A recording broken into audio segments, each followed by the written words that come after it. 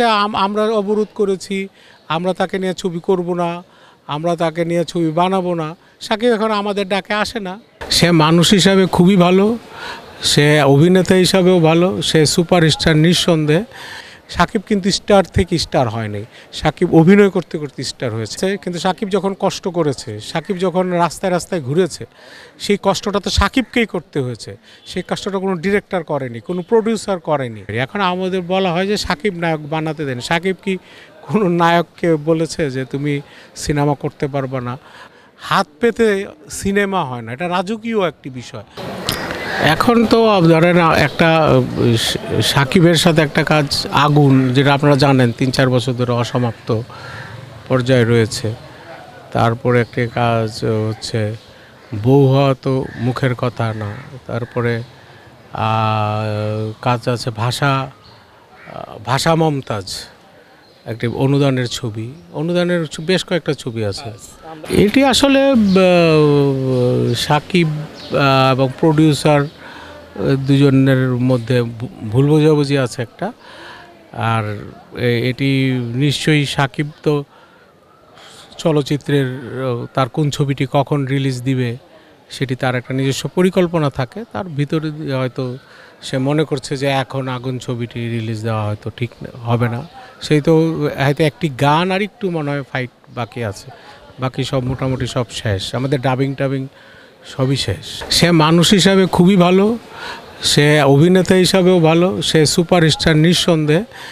তাকে আমরা যেটা এখন আমরা বলি, একটা সময় আমরা সবাই মিলে তাকে অবরোধ করেছি মানে তাকে আমরা নিব না। এখন সে আসে না।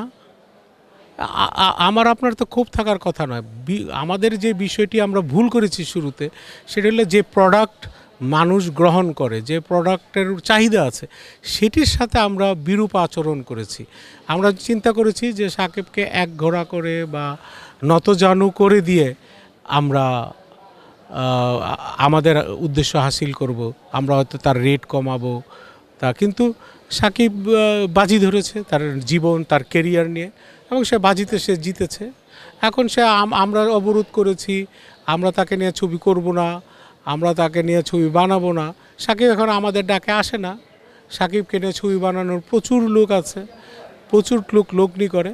10টা ছবি বানিয়ে যদি 20 লাখ টাকা করে, সে 2 কোটি টাকা পায়।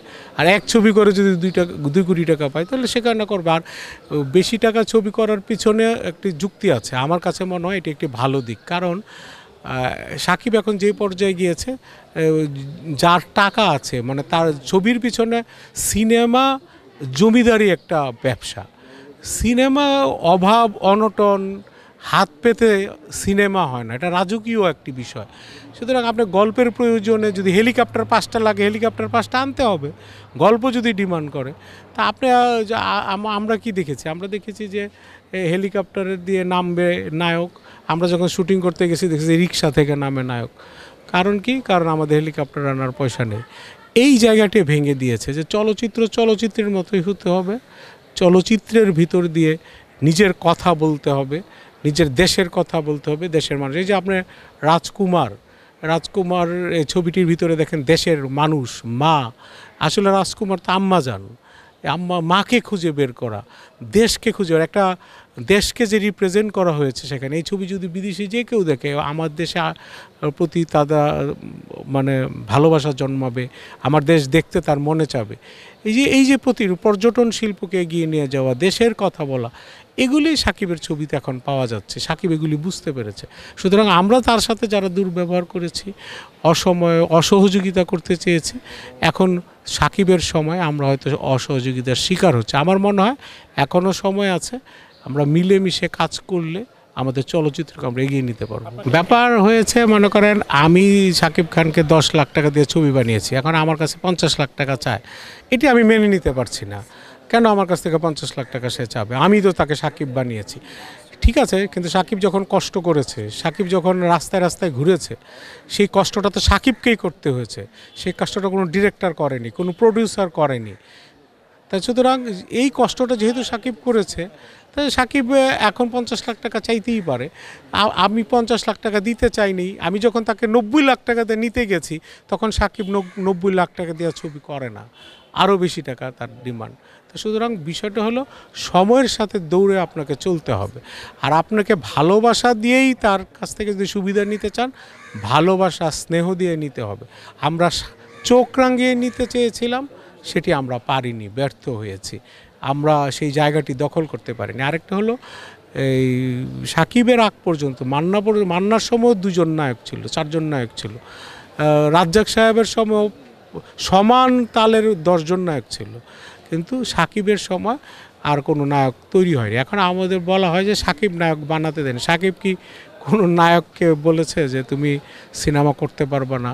আমরা ভালো ছেলে, আমরা সুন্দর ছেলে, বা সিনেমা বুঝে বা সিনেমার জন্য স্ট্রাগল করার মতো ছেলে আসলে আমরা পাইনি, বা আমরা গড়ে আনতে পারিনি। আমরা তাদেরকে এনেই এসি, ছাতি, গাড়ি এগুলির লুপ দেখিয়ে দিয়েছি, স্টারিজম বুঝিয়ে দিয়েছি। সাকিব কিন্তু স্টার থেকে স্টার হয় নাই, সাকিব অভিনয় করতে করতে স্টার হয়েছে। রাজ্জাক সাহেব যেমন অভিনয় করতে করতে রাজ্জাক সাহেব হয়েছে, সাকিবও সেইভাবেই কিন্তু হয়েছে।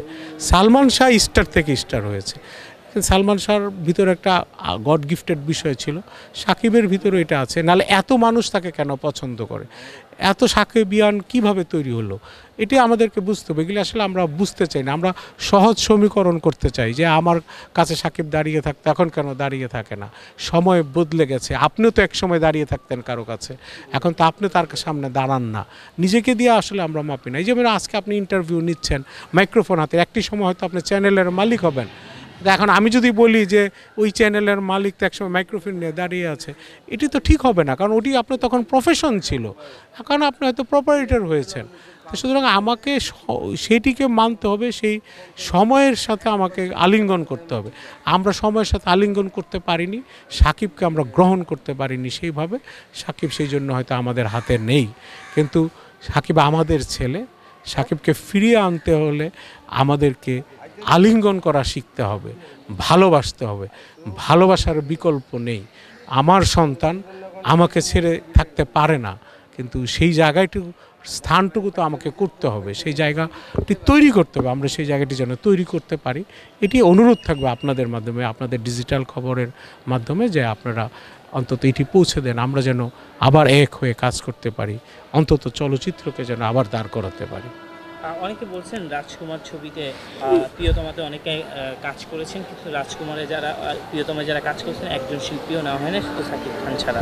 এটা আসলে একটা ছবিতে কাজ করে আরেকটা ছবিতে নেওয়া না, এটা তো স্বাভাবিক। এটির জন্য আমাদের ফিল্মের লোক দায়ী। দেখেন, হিমেল আশরাফ তো ফিল্মের লোক না, সে টিভি মিডিয়ার লোক। সে যাদেরকে, যে আর্টিস্টদের চিনে তাদেরকে নিয়েছে। 1, 2 নম্বর, আমরা যখন আবার আমাদেরকে যখন টাকা হয়, আমাদের মধ্যে কেউ কেউ হয়তো সেইভাবে সহযোগিতার আগের বার হয়তো করে নাই, আমাদের কাছে সে সেইভাবে পায় নাই। আর 2 নম্বর হলো যে এই ছবিটি খুব দ্রুত করতে হয়েছে, শিডিউলের বিষয় আছে।